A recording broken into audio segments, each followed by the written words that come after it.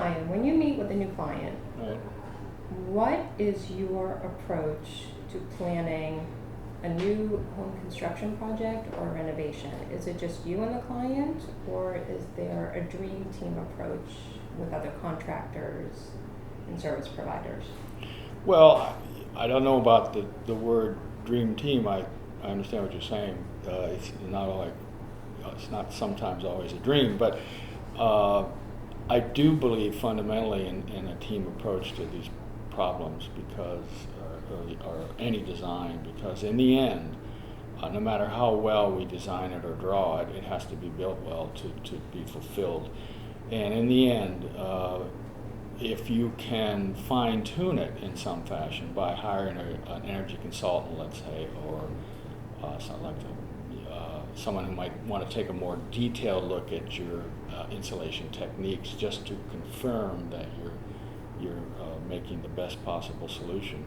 There's nothing wrong with that, and I believe firmly in the team. All the people have to be on board. The client has to be willing to really want to approach the design problem as an energy solution as well as a design solution. I mean, I don't make a distinction, actually. I think they're the same. The contractor has to be willing to build things in an efficient and technically proficient fashion that actually fulfills the drawings, because the drawings are only part of the solution. It also has to be executed properly. And then if you hire another consultant who's going to perhaps put some fine tuning on your energy consultations, I think that's fine too, but they all have to be working towards the same goal. I mean, in the end, a home has to be a place to want to live in. You know, it can be fantastically efficient. It can save you a lot of energy from an energy point of view. For instance, net zero. But what's the point in the end if it isn't comfortable? I say to people, when people say I want a net zero house, I say first off, why? I mean, what's the advantage of a net zero house if you have to? I mean, you're paying for your water, you're paying for your sewer, you're paying for your electricity, you're paying for your gas.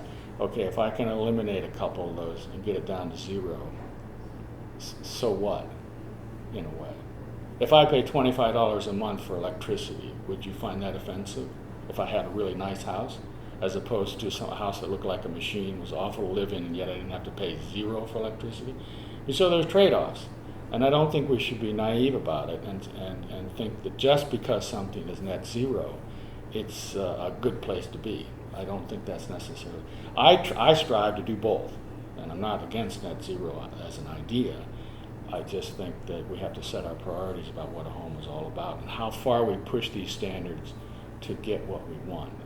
If everybody could save 50% on their electricity bill, we would have no energy problem in this country. So it isn't necessarily about all or nothing. I think there's often compromises achieved in this question.